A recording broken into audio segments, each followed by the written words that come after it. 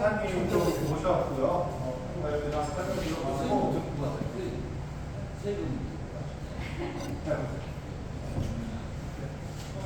세무 설명 좀 시작하겠습니다. 조금 기다려달라고 조금 될것 같습니다. 제일 중요한 거를 우선 제일 많이 보고 두 번째 중요한 거 바둑을 어떻게 쓰느냐가 두 번째 중요한 부분이고 그다음에 제가 생각할 때는 세 번째 정도 될 것 같은데 바둑 중에서 일부는 이것들이 양도라고 해가지고 세부적으로 가게 되어 있습니다. 사실은 내가 양도하고 싶지도 않고 이거는 사실은 양도가 아니라 뺏기는 거면은 원래는 세금을 완전히 이과세로 해주면은 세금 많이 들어가요. 여기.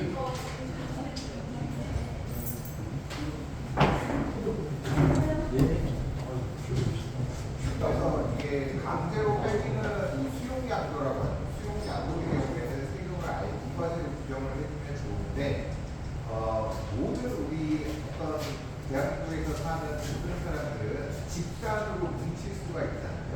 그죠? 예를 들면은 공무원이면 공무원, 선생님이면 선생님, 이렇게 뭉쳐가지고 뜻을 막 강하게 어필을 하고 할 수 있는데, 예를 들면 요식업 하시는 분은 부가세에서 문제대책을 좀 많이 문제를 해서 세금을 좀 부담을 줄일 수 있도록 해달라고 집단적인 어떤 행동이 가능한데, 양도세는 그게 안 돼요. 양도세는 집단이 형성이 안 돼요. 유일하게 집단이 형성되는 게 이게 토지보상. 양도는 집단적으로 하는 게 아닙니다. 그래서 이 토지보상 지역에서는 지역구 의원을 찾아가지고 이거를 이게 지금 사실 보상금이 잘 받아야 되겠지만 현실적으로 통지에 가다 보면 마음에 들어하시는 분밖에 없어요. 이게 어떻게 현실보상이냐 라고 얘기를 하는 거예요. 모양새만 현실보상이라고 하죠. 그러니까 보상금이 현실보상이 아니라면 적어도 이거를 양도로 규정해가지고 세금을 걷어가는 일이 없게끔 입법 발의를 좀 해달라라고 해가지고 국과 장부와 뺑가리를 들고 지역에 있는 국회의원을 찾아가시는 경우가 많이 있었는데 이게 안 돼요.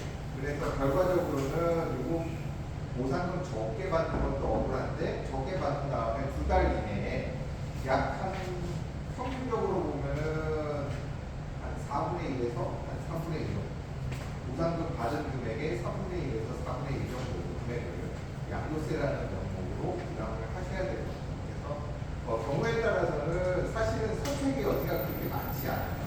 지금 우리가 보상 통지가 되면은 거기에 이제 협의를 할 수도 있고 그 다음에 또 다른 보상가 선정을 하다가라고 이제 절차를 진행을 할 수도 있지만 어쨌든 보상가가 통지되고 아니면 두 번째 보상가가 통지되는 재결 통지가 되고 나면은 그 다음부터는 양도 시점을 내가 더 이상 붙일 수 있는 선택권 또는 제한권이 전혀 없는 상태라고. 그럼 법적으로는 그냥 그 시점, 정해진 시점에 양도가 이루어져 버린 거고 그 다음에 그 시점에 보상 통지된 금액 그게 내게 주어지는 양도가액으로 픽스가 된 거예요. 그러면 양도세를 계산하는 환경에서 양도세를 결정하는 환경이 다 그냥 결정이 나버린 내 의사결정이나 선택에 의해서 양도세가 변경될 여지가 거의 없는데 경우에 따라서는 아주 조건에 부합하시는 분들에 한해서는 세금이 그래서 내가 그 급박한 상황에 몇 가지 조치를 함으로써 세금이 조금 변동이 생기는 그런 경우들도 있어요. 그래서 그런 부분들은 보상 금액이 증액되면은 그 증액된 부분이 내 몫이긴 하겠지만 보상 금액이 고정이라고 하더라도 세금이 만약에 줄어든다. 예를 들어서 보상금이 3억만큼 늘어나면은 3억이 다 내 거예요? 아니죠. 3억에서 1억은 또 세금. 그러니까 3억이 올라도 내 몫은 얼마예요? 결국은 한 2억 정도밖에 안 돼요. 근데 예를 들어서 세금이 2억 줄었어요. 그럼 2억이 다 내 거예요? 다 내 거예요. 세금은 뭐가 빠지면은 그건 그냥 다 내 거예요. 여기서 뭐 추가적으로 나누자라고 하는 어떤 파트가 없단 말이에요. 그러니까 이것도 조금 줄일 수 있는 여지가 있다면 좀 줄여보는 게 좋겠다. 그래서 세금 기본적으로 구조를 좀 이해하실 수는 이해하시는 게 좋겠어요. 일단 수용되는 경우에 이 수용되는 물건의 종류가 되게 중요해요. 그 중에서도 첫 번째가 뭐냐면 주택이냐 아니냐. 여러분들은 거의 대부분 용지인 경우가 많기는 할 텐데요. 토지죠. 토지인데 그거 말고 주택이 수용되는 경우도 있는데 주택이 수용되는 경우라면 세금은 완전 극단적으로 움직여요. 최근에 양도소득세가 어떤 변경이 될 수 있는 어떤 특정한 추적, 날짜가 있었죠. 그게 언제죠? 많이 뉴스가 됐어요. 5월 9일이죠. 5월 9일 이전에 양도계약을 했다면 일반 세율, 그 다음에 5월 9일 이후에 가주택자가 조정대상 지역 내에 있는 주택을 양도한다면 소위 중과세 이렇게 표현을 하거든요. 이게 보통 세금의 크기가 어느 정도냐면요. 만약에 다주택자가 조정대상 지역 내에 있는 주택을 파는데 5월 9일날 매각 결정을 했다, 계약을 했다. 그러면은 양도세 계산을 했더니 3억 5천인 거예요. 근데 5월 10날 양도를 했다라고 하면은 그 3억 5천짜리가 세금이 얼마가 될까요? 한 7억 정도. 그 다음에 만약에 그분이 2주택자가 아니라 3주택자였다. 그러면은 한 8억에서 8억 5천 정도. 그러니까 세금이 어마어마해요. 그래서 나에게도 뭔가 주어진 시간 내에 어떤 선택을 함으로 인해서 세금이 변경될 수 있는지 이 부분이 중요한데 그 제일 중요한 게 뭐냐면은 요번에 수용되는 물건의 종류다. 그게 만약에 주택이라고 하면은 세금은 완전 극단적으로 움직일 거예요. 만약에 우리가 수용되는 물건이 주택이라고 할 때 이 주택이라는 표현에는 건물은 사실은 의미가 없어요. 보상 가액에서는 의미가 없어요. 근데 세금에 있어서는요. 토지보다도 이 건물이 훨씬 더 중요해요. 만약에 대지가 있는데 그게 집이 있던 거였는데 완전 푹싹 허물어져 가지고 담벼락하고 기둥이 다 무너졌어요. 그럼 집이라고 할 수 없는 상태죠. 그러면은 그거는 보상대상 물건의 종류가 그냥 토지가 되고 그럼 토지에 대한 세금 계산이 예, 사실상 주거용 상태가 아닌 폐허다라고 하면은 주택이라고 표현하지 않을 수가 있어요. 그래서 만약에 그 물건이 주택은 지자물 보상가액은 800이에요. 근데 이 건물이 서 있는 땅은 지목이 뭐죠? 지목 부분이 어떻게 구성이 돼요? 대지잖아요. 그러면 우리 보상받는 물건 토지 종류 중에서 제일 비싼 게 뭐예요? 대지죠. 그러니까 이게 건물이 이 800만 원짜리 건물이 다 낡아빠진 건물이 서 있음으로 인해서 이 주택 부수 토지라고 하는 토지가 17억을 보상을 받는 거예요. 근데 이 건물 가치는 800만 원밖에 안 되잖아요. 그러면 다 합치면 17억 800만 원이죠. 예를 들면. 그런데 이 17억 800만 원이 이 800만 원짜리 주택 때문에 보상 받으시는 지주분 어르신께서 한 지붕 아래 살고 있는 가족 구성원 전체를 기준으로 해서 다른 주택이 없다. 이 17억 800에 대한 세금은 예를 들면 1200이 됩니다. 근데 만약에 이 800만 원짜리 건물이 주거용으로 인정받지 못하면 이 17억에 대한 세금은 5억이 될 수 있습니다. 어마어마하죠. 그러니까 물건의 조준과 일단 제일 중요한데 그 제일 중요한 물건의 구분 기준은 일단 주거용이냐 아니냐. 그러면 주거용이 있다라고 하는 경우에는 한 식구 아래, 한 지붕 아래 살고 있는 가족 구성원이 또 중요해요. 지금 살고 있는데 지금 수용되는 시점에 한 지붕 아래 살고 있는 가족이 나하고 와이프하고 아들이 있어요. 근데 아들 명의로 지금 장가를 안 가는데 장가 보내려고 저기다가 집을 사놓은 게 있어. 그러면 어떻게 해요? 이 상태대로 보상을 받으면 요 주택 수용에 대한 양도는 어떤 양도가 되냐면 2주택자의 주택 양도가 돼요. 그럼 어떻게 해야 돼요? 이때는 선택의 여지가 있어요. 이게 5억을 줄일 수 있어요. 그 아들 어떻게 해야 돼요? 나가라고. 네. 보상 사인하기 전에 일단 나가기만 하면 어떻게 돼요? 5억짜리가 1200원이 바뀌어요. 그러면 4억 이상 벌어. 이렇게 돼서 이 가구의 구성원 수를 분리하고 부부간에는 안 돼요. 와이프 이름으로 주택이 있다라고 할 때 와이프를 내쫓아봐야 암만 사이가 안 좋아도 그냥 한 식구로 그러면은 그때는 2주택자가 되니까 비과세는 조정을 못 받는 거예요. 그래서 주거용인 경우에는 가족 구성원이라든가 이런 걸 보고 또 한 경우에는 이런 경우가 있었어요. 작년에 처리한 건데 다른 주택이 없는데 없다고 얘기를 한단 말이에요. 근데 물어보니까 제가 이제 표현을 주택이 있냐라고 물어보는 게 아니고 주거용으로 사용되고 있는 부동산이 있냐라고 물어보는 게 좋아요.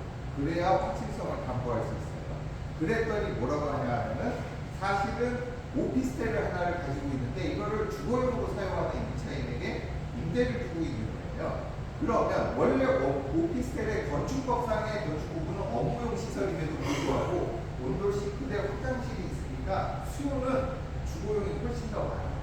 그래가지고 주거용으로 주고 있는데 그 오피스텔 그 가격이 얼마냐 하면은 그게 1억이에요.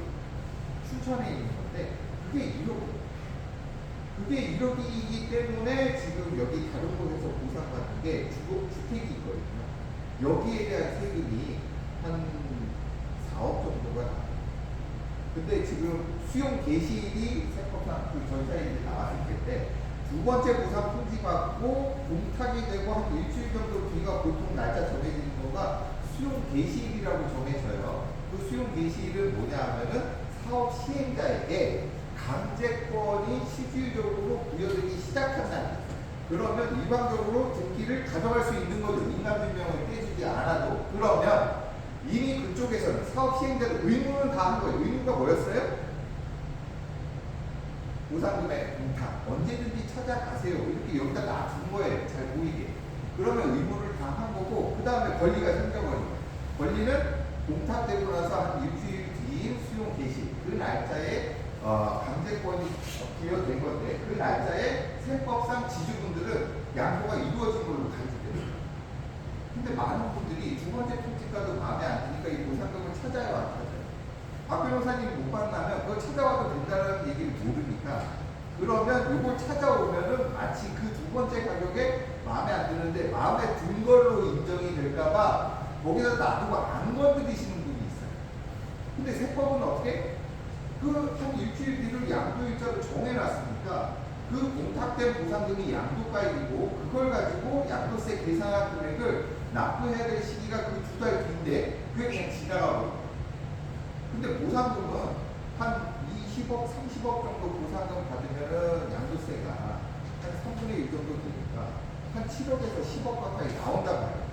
그러면은 7억이나 10억 정도 되는 양도세를 안 냈다라고 했을 때 페널티는 뭐다? 쇠고랑을 차지는 않는데 차라리 쇠고랑이 더 나은 페널티가 붙는 거예요. 그게 뭐예요? 돈 뺏긴 게 우리 것이죠. 그게 이제 금전적인 페널티인데 가산세라고 표현을 하고 있고 이 가산세는 신고가 안 됐다라고 하면은 원래 냈어야 될 금액을 기준으로 해서 일단 과소신고 가산세 20%는 24시, 12시가 딱 지나면 바로 붙습니다. 원래 냈어야 될 세금이 10억이다 그러면은 바로 붙는 가산세는 얼마예요? 2억입니다. 그렇죠? 2억이 붙고 그 다음에 실제로 적발을 해가지고 징수를 하는 날까지 늦게 낸 거죠. 그럼 연체료도 받아가요? 연체 가산세? 그게 연 한 10% 정도 돼요. 그러니까 1년 뒤에 적발이 되면 과소신고 가산세 2억, 그 다음에 연체 가산세 1억 해가지고 13억을 내라고 하는 거예요. 그러니까 우리 날짜도 잘 챙기셔야 돼요. 공탁이 됐다거나 이렇게 되면은 일단 공탁을 찾아오시는 게 좋고 그 다음에 양도세 신고도 잘 하셔야 된다라고 하는 거예요.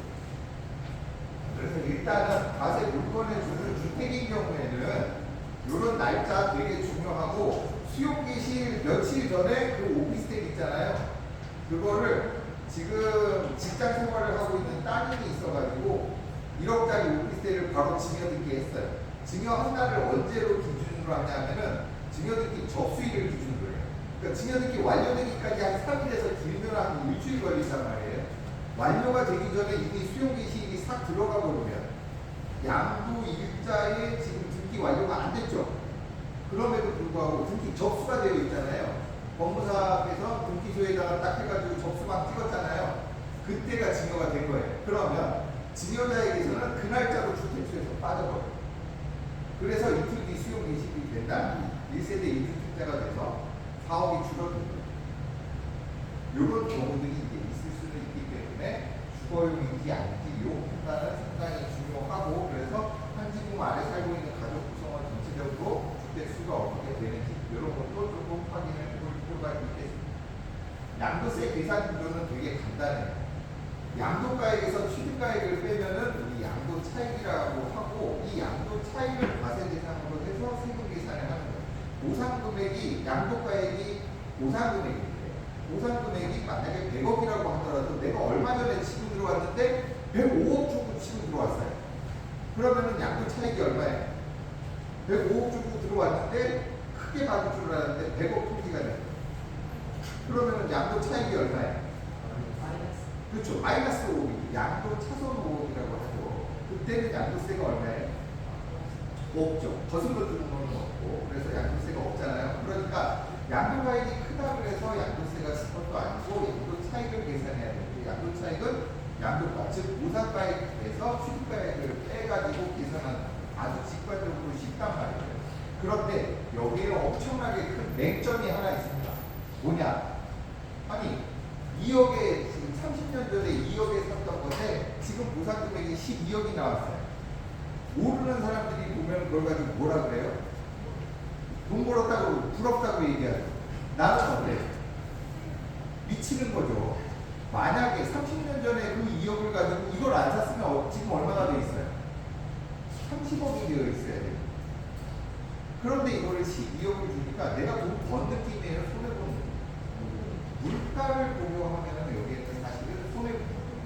그때 2억 원은 강남에 있는 무언가를 살 수 있었던 규모의 금액인 겁니다. 그런데 명목상의 화폐 가치로만 양도가액에서 취득가액 빼버리면 억울한 상황이 발생할 수밖에 없는 거예요. 맹점이 뭐냐면은 여기에 양도 시점하고 취득 시점에 엄청난 시간 차이가 있는데 그거를 고려해주는 계산 구조가 없으면은 우리는 자산을 소득이 아니라 자산 자체를 뺏기는 계산에 직면하게 돼버리는 거예요. 그래서 계산 구조에 들어갈 게 뭐냐 하면은 여기 장기보유 특별문제라고 하는 거예요. 이 장기보유 특별문제는 계산된 양도 차익을 기준으로 해서 얼마가 빼주는데 그건 개별 특성을 고려할 수는 없기 때문에 그냥 일률적으로 계산된 양도 차익을 기준으로 해서 보유기간 1년당 2%씩 빼주되 최대 15년만 계산을 해줍니다. 그러니까 15년이면 보유기간 1년당 2%인데 최대치는 얼마나 되죠? 30%. 그러니까 2억에 사가지고 12억 보상 금리가 됐다라고 하면은 직관적으로 계산하기 쉽게 양도 차익이 10억. 근데 그 10억을 가지고 있었는데 보상 차익이 계산이 됐는데 15년 이상 보유하고 있었다. 그러면 자기보유 필요 문제는 얼마? 30% 3억 해가지고 7억이 남으면 비로소 이 7억 가지고 세율을 곱하게 될 거예요. 근데 이 세율이 지금 앞에서 변호사님도 말씀을 하셨는데 어마어마합니다. 6에서 45% 단일 세율이 아니에요. 세율이 몇 퍼센트예요? 이렇게 물어보는데 저도 못 외워요. 8개 구간으로 나뉘어져 있어가지고 그거를 다 외울 수는 없는데 결과적으로는 보면은 그냥 한 33% 정도? 이 정도 수준으로 생각하면은 크게 틀리지는 않아요. 만약에 보상금 규모가 20억 이하면은 약 한 25% 정도 수준? 그 정도가 될 수 있을 겁니다. 직관적으로 예상하려고 할 때는 그 정도 수준으로 가능하시면 될 거예요. 이 세율은 45%도 높은데요. 이게 제일 낮은 세율이에요. 이거보다 더 높은 세율이 있어요. 만약에 우리 수용되는 토지가 비상업용 토지에 해당한다 그러면은 45%보다 10%포인트가 가산세 55%짜리가 됩니다. 그리고 만약에 주택이 수용되는 건데 2주택, 3주택 중과가 적용이 되면은 65%, 그 다음에 75%까지 올라가는 거예요. 만약에 차익이 10억이다라고 하고 여기 3주택 중과가 적용이 되면 양도세만 75%예요. 여기 딸린 새끼 세금이 있어요. 지방소득세. 양도세 10%. 75%에 10%면 7.5%. 합이 82.5%. 그러니까 만약에 차익이 10억이다 그러면은 양도세가 얼마? 8억 2,500. 내 손에 얼마 남아요? 계산하고 싶지도 않은 금액이 남은 거예요. 그 정도가 남는 상태가 되니까 우리 판단할 세율도 상당히 중요하긴 한데 45%도 속 시끄럽죠. 그런데 이게 제일 낮은 세율입니다. 요거를 이해를 하셔야 돼요. 자, 이렇게 세율을 곱할 때까지는 이게 수용이라고 해가지고 양도세 계산을 하는데 별도의 배려가 단 하나도 없어요. 단 하나도 없어요. 심지어는 비사업용 토지에 해당이 되버리면 그것만 해도 10%포인트가 가산인데요. 비사업용 토지는 뭐냐? 돈 버는데 사용되고 있지 않은 토지라는 그런 개념이 아니에요. 직관적으로 쉽게 보면은 토지는 지목이 여러 가지가 있죠. 대표적인 게 뭐예요? 대지, 그 다음에 전, 합, 아수원, 임야 뭐 이런 정도가 있겠죠. 물론 도로도 있고 공장, 하천, 국어 여러 가지가 있겠지만 대표적으로 보면 그런데 이 지목별로 사업용 토지다, 비사업용 토지다 이렇게 구분을 해놓고 있는데 이건 세법상 용어고 사업용 토지 그러니까 마치 영업 목적에 사용되는 토지 이렇게 구분될 것 같은데 그런 뜻이 아니에요. 이렇게 생각하면 됩니다. 지목에 맞게 사용 소유되다가 양도되는 거면 그거를 사업용 토지라고 합니다. 지목에 맞지 않게 사용 소유되다가 양도되는 거면 그러면 비사업용. 비사업용 토지는 세법적으로 조세 벌을 주겠다는 거예요. 그 벌이 뭐예요? 플러스 10%. 그래서 우리 토지가 비사업용 토지면 안 되는데 대표적인 거 볼까요? 농지. 농지는 지목에 맞게 사용되는 상태가 뭐죠? 농사를 짓는데 근데 농지법상 농지는 누가 소유할 수 있어요? 농사꾼이 소유할 수 있단 말이에요. 그러니까 인상착의가 까만 사람만 소유하는 게 아니고 농지법 때문에 등기 권리자인 소유자 그 이름을 가지신 분이 직접 작용을 하는 사람만 농지를 취득할 수 있어요. 그러다 보니까 농지만큼은 타격은 비사업용. 그러니까 다른 사람에게 임대를 주어서 임차인이 농사를 짓고 그 과실을 그분이 가져가시는 거고 나한테 쌀 두 가마리를 주는 거면 그거는 작용이에요? 비작용이에요? 비작용이죠. 비작용이면은 사실은 비사업용 토지. 그러면 세율이 어떻게 돼요? 45%가 아니라 55%가 돼요. 근데 이거를 지목별로 되게 요건이 까다로운데 이걸 따져볼 필요가 없습니다. 왜냐? 강제로 뺏기는 경우에는 사업인정 고시일 기준으로 해서 사업인정 고시일 기준으로 이미 소유 기간이 5년 이상이다라고 하면은 지목별 요건을 묻지도 따지지도 않고 그냥 사업용 토지를 인정을 해주니까 보통 여기 현지인들로서 가지고 있는 토지는 지목 요건을 따질 필요 없이 그냥 거의 대부분 사업용 토지일 것이다. 그래서 거의 대부분은 95% 이상이 사업용 토지예요. 그러니까 지목별 요건 너무 걱정하지 않으셔도 되겠습니다.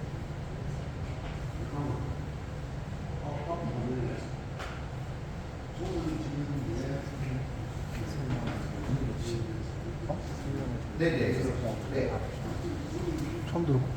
국가가 주택 가격의 급등 지역을 투기 지역, 투기 과열 지역, 조정 대상 지역 이렇게 구분을 해놓은 게 있어요. 근데 여기에 이제 조정 대상 지역이라고 국가가 정해놓은 지역이 있어요. 그 지역에 해당하는 것만 중과세가 되는 거예요. 자, 세율을 곱할 때까지 계산 과정에서 배려하는 게 하나도 없다라고 했는데 이 수용의 경우에는 세금을 이게 강제로 뺏기는 거니까 세금 계산에서 뭔가 배려가 있어야 되는데 그 배려는 뭐냐면은 계산된 세액을 조금 깎아줄게 이런 구조예요. 그러니까 계산 과정에서는 뭐 특별히 다른 게 없고 똑같이 계산 내가 파는 것처럼 그렇게 해서 산출세액이라는 단계까지 계산을 해놓고 나서 계산된 세금에서 이만큼 깎아줄게 요만큼 빼줘.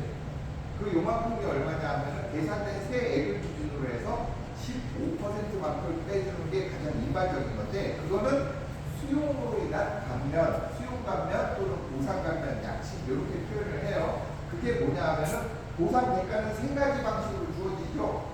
현금, 채권, 그 다음에 조성된 토지. 그게 이제 대토 보상이에요. 그래서 만약에 현금 또는 채권으로 보상을 받으시면 현금 받으실 때는 15% 감면을 해줘요.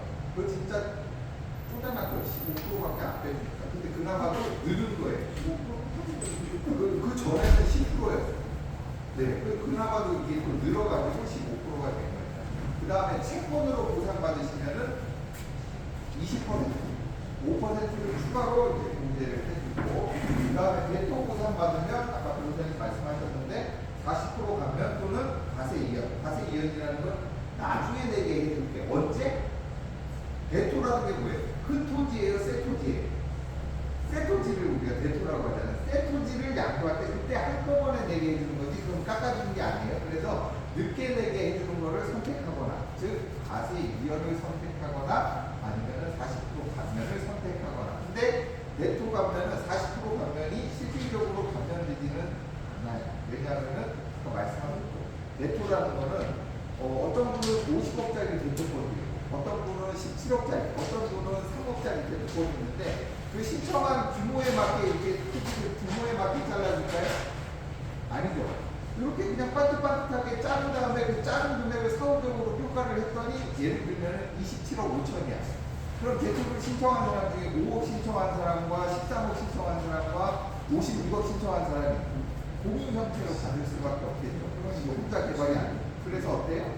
대토 조합이라는 게 결성이 되는 거예요. 그래서 이 대토권이든 아니면 새로 받은 대토든 이게 나중에 이걸 뭉쳐가지고 하게 되면 이게 조합 결성이라고 하는데, 조합이 되면은 그 대토가 조합이라는 그 절차를 토지의 양도로 아니면 권리의 양, 그러니까 뭉치면 양, 뭉쳐서 이제 사업을 시작하는 건데, 나는 이 권리 또는 토지를 사람 간에 뭉치기 시작하면 이거는 사업의 시작임에도 불구하고 양도세법으로는 양도가 되고, 그래서 새로 받은 걸 양도해버렸기 때문에 더 이상 이역이 안 돼요. 그러니까 과세계는 신청을 안 하고, 그럼 감면 40%가 더 낫지 뭐 이렇게 생각할 수 있는데, 이 40%도 나중에 이제 뭐 부동산 투자를 해서, 즉 리츠 같은 데 투자를 하거나 아니면은 등기가 매출로 등록이 되지 않는다거나 몇 가지 열거된 요건이 충족해버리면은 더 이상 40%짜리는 인정을 하지 않고 현금보상 감면 그걸로 정정을, 그러니까 만약에 15% 또는 20% 감면 대상이었다라고 하면 40%를 적용을 했던 금액과 15%, 20%와 차액만큼을 결국은 뱉어내야 되다 보니까 결국은 처음부터 아예 그냥 보상 감면 15%나 20%짜리로 시도하는 경우가 일반적입니다. 자, 근데 감면이 이게 100%짜리가 있고 15%, 20%, 40%, 또 어떤 거는 또 45%짜리도 있고, 그러니까 어떤 게 좋아요? 감면율이 높으면 높을수록 좋은 거예요. 그런데 이 감면은 물건 하나당 감면은 중복 적용이 안 돼요. 그러니까 예를 들면 여기 제일 흔한 게 자격감면 관심이 많은데, 농지 같은 경우에 자격감면에도 해당이 되고 요번에 그린벨트로 묶여있다가 개발되면서 풀린 거야. 그러면 그린벨트 감면도 된단 말이에요. 그럼 100%하고 40%가 이렇게 있으면은 둘 중에 100%짜리가 더 좋으니까 저거를 적용을 하면 되는데, 내 거는 100%짜리는 적용이 안 돼. 대지야 또는 임야야. 그런데 40%짜리하고 15%짜리 둘 다 요건이 충족돼. 그러면 합이 얼마예요? 이것도 요건이 되고 이것도 요건이 된단 말이에요. 그럼 합이 얼마예요? 55%를 안 해줘. 물건 하나당 감면은 하나씩만 대응을 해줘요. 그러니까 그 감면의 대응은 내가 선택하는 거기 때문에 내가 요건을 감면율이 높은 것부터 검토를 해가지고 제일 높은 감면율이 탁 걸렸다 그러면 나는 그걸 선택을 해가지고 신고를 해야 돼요. 아시겠죠? 근데 사람 기준으로는 감면의 종류가 여러 개일 수가 있어요. 내가 물건이 하나가 아니라 둘 이상이다. 하나는 농지고 하나는 대지인 경우, 대지는 자경감면이 안 되겠죠. 근데 농지는 내가 제촌 자경을 했기 때문에 자경감면이 돼. 그러면 A는 자경감면 100%짜리로 신청을 하고요. 대지에 있는 거는 자경감면 대상 자체가 아니니까 따져보니까 그린벨트는 또 묶여 있었던 거예요. 그러면은 B는 40%짜리를 적용을 하시면 돼요. 자, 이렇게 한꺼번에 계산된 금액, 감면된 금액을 계산을 했더니 이런 종류의 감면은 연간 한도가 1억 원까지밖에 적용이 안 돼요. 그러니까 감면 적용하기 전에 산출세액이 만약에 2억 7천이었는데 농지의 양도기 때문에 제촌자경 농지의 양도니까 100% 감면을 적용을 하면 2억 7천 계산되고 100% 감면이니까 감면세액이 얼마예요? 2억 7천을 다 빼줘야 되죠. 그런데 그렇게 안 하고 감면의 한도를 따져요. 한도가 연간 1년까지가 최대예요. 그럼 1억까지가 최대다 보니까 원래 감면세액으로 계산된 금액은 2억 7천 전액임에도 불구하고 한도에 걸리다 보니까 1억은 빼주고 나머지 초과한 1억 7천은 납부를 해야 되는 거예요. 그런데 그 농지가 두 필지였어. 그래서 두 개를 한꺼번에 양도하다 보니까 2억 7천이었는데 만약에 한 필지씩 양도를 했다면 1억 3천, 1억 3천이었다고 가정을 해볼게요. 그러면 1년에 1억 한 거예요. 감면의 한도가 신기한 게 1년에 1억 한 거예요. 만약에 A를 요번에 양도를 하고요. B는 만약에 재결을 갔더니 27년으로 넘어갔어. 그래서 A는 26년도에 양도를 해가지고 선출세액이 1억 3천이면 감면 100% 적용하면 1억 3천을 깎아줘야 되는데 한도가 1억이라서 1억까지 빼주고 3천만 내면 돼. B 남았잖아요. 얘가 지금 수용 개시일까지 끌고 보니까 재결까지 끌고 가니까 양도 시기가 언제가 되냐면 27년이 되거든요. 그럼 1년당 1억 한도기 때문에 27년이 되면 내가 1억짜리 상품을 그래서 B를 팔 때 또 1억을 갖는 그래서 이거 한꺼번에 팔면은 감면을 1억밖에 못 받는데 연도별로 쪼개가지고 분할 양도를 했더니 감면을 2억까지 아니요. 이 감면들은 전부 다 1년 단위의 감면한 거예요. 그러니까 요거 구성을 미리 계산을 해보고 구성을 잘하고 그 다음에 박 변호사님한테 의논을 해가지고 얘는 가격 상승 요인이 많지 않다라고 하는 것 중에서 감면율을 최대한 할 수 있는 그러니까 박행정에서는 이거는 무조건 가야 됩니다라고 하는 거는 감면을 떠나서 증액이 더 중요하니까 그럼 가요. 그런데 상대적으로 이거는 증액 가능성이 요인이 별로 없는 것 같아요 라고 하면은 걔는 세금 절세 효과를 위해서 요번에 협의양도를 이끌어내고 나머지 큰 물건은 증액으로 가는 거예요. 그래가지고 세법적 이득도 취하고 증액에 대한 기대도 노릴 수 이렇게 작전을 짜줘야 된다라는 질문이 하나 네. 한 페이지는 한 페이지는 지분별로 양도가 안 돼요.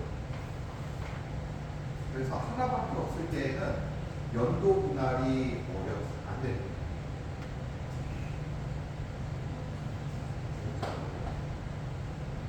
양도세 납부 기한, 신고 납부 기한 잘 지키셔야 되고요. 그 다음에 아까 변호사님께서 그 보상금 받고 나면은 현지인인 경우에 대전제 조건이 현지인인 경우에 보상금 받은 돈 규모 가지고 다른 부동산을 취득하면은 우리 팔 때 내는 세금이 양도세고 살 때 내는 세금이 뭐죠? 취득세는 보통 어느 정도 돼요?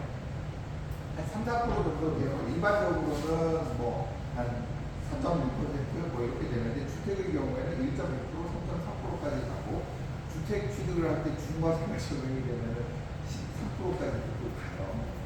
그러니까 취득세도 상당히 중요한데 취득세 상당히 규모가 크단 말이에요.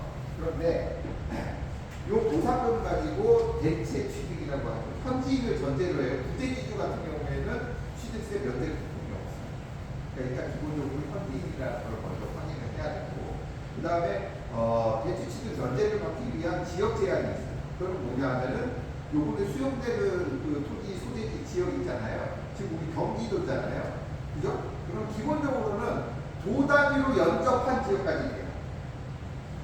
그럼 경기도에 붙어있는 도 단위가 어디가 있어요? 일단 서울 싸우고 있잖아요. 그러니까 연접 서울 특별시가 도 단위 개념이라고. 그러니까 경기도는 거의 다 돼요. 그러니까 경남하고 전남하고 빼고는 제주하고 이 정도 빼고는 아마 거의 다 될 거예요. 그 다음에 대체 취득하는 물건의 종류 변경이 돼도 돼요. 그러니까 농지 보상금으로 농지 살 때만 취득세 면제가 되는 게 아니고 농지 보상받고 또 농사 지으실 거예요. 농지 못 찾아 이제 없어. 그리고 이 옆에 있는 농지는 어떻게 됐어요? 이미 따보겠죠. 그러니까 그거 사기도 힘들어. 그러니까 보통 어떻게 해요? 그래도 돈 나올 구석이 없고 나는 농사 짓고 싶은데 농지 사기는 어려우니까 뭐 나오는 거를 사고 싶잖아요. 그래서 이제 월세 나오는 거야. 근데 나는 이거 농지 뺏겨가지고 상가 사도 이게 취득세 면제 돼요. 그러니까 자산의 종류가 바뀌어도 돼요. 근데 명의가 바뀌면 그러니까 과거 그게 무슨 얘기냐면 과거에는 그 등기가 다 무슨 명의로 돼 있어요? 아버지, 어머님 명의의 재산이 있어요, 없어요? 과거에. 요즘은 있지. 옛날에는 없잖아. 근데 지금 보상받는 건 어때요? 다 아버지 명의로 되어 있죠. 그리고 이게 현금화 되면은 세상이 바뀐 거 어머니가 알아요, 몰라요? 어머니도 알잖아. 그럼 그 이좀 가지고 이게 뭐가 중요해요. 대체 중요한데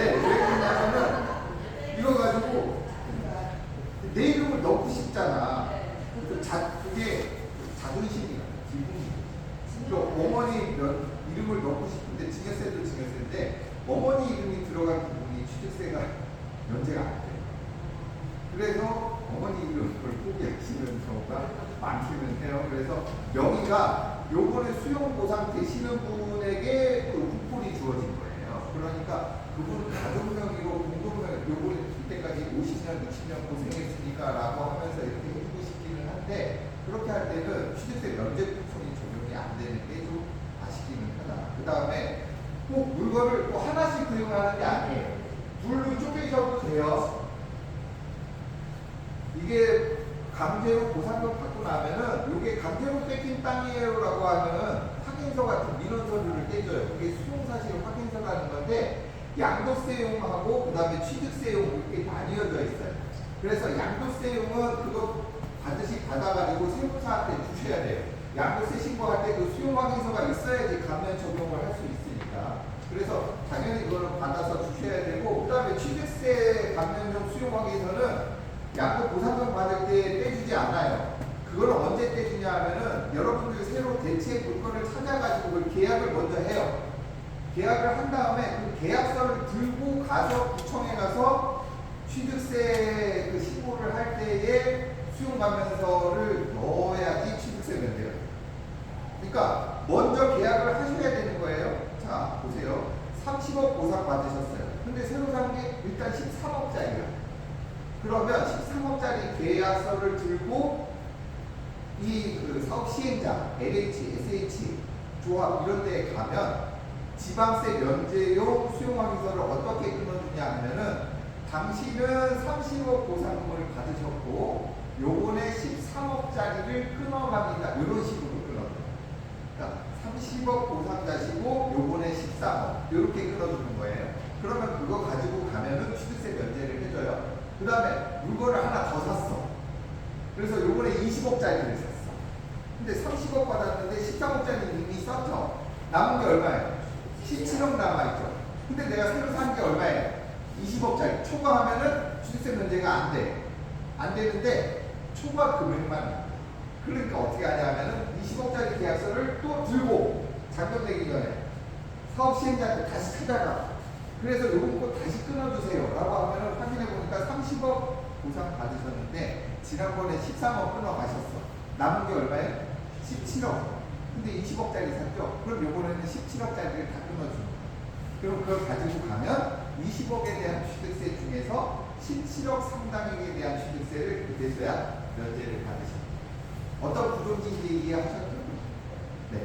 요런 식으로 세금은 이해를 하시면 될 것 같아요. 그래서 지방세용 수용 확인서는 대체물건 계약하신 다음에 끊는 거. 그 다음에 양도세 신고용 수용 확인서는 양도 협의 양도 하시면서 아니면은 공탁되고 공사권 찾아오신 다음에 그 사업 시행자에게 찾아가서 수용 확인서 끊어달라고 왔습니다. 그러면은 전체 금액에 대해서 수용 확인서 이렇게 끊어줍니다. 이렇게 해가지고 챙기시면 될 것 같아요. 양도세가 가지고 계신 물건이 다 다르고 취득한 경위도 달라요. 유상으로 사신 분이 있고 상속 증여로 취득하신 분이 있잖아요. 그래서 취득가액 계산하는 방법도 또 달라요. 그리고 경우에 따라서는 2006년도부터 우리 그 양도세 신고가 실거래가로 완전히 바뀌었어요. 그 이전에는 지금은 안 믿으시겠지만 2006년도 이전에는 양도세 계산을 어떻게 했냐면은 내가 지금 2억에 사가지고 12억에 팔더라도 10억에 대한 양도세를 계산을 안 했어요. 어르신들은 알 텐데 그때는 내가 양도하는 물건의 기준시가 차이로 양도세 계산을 했어요. 그래서 2억에 사가지고 12억에 팔았어도 살 때 기준시가가 5천이고 양도할 때 기준시가가 3억 5천이잖아요. 그러면 3억에 대한 세금만 냈어요.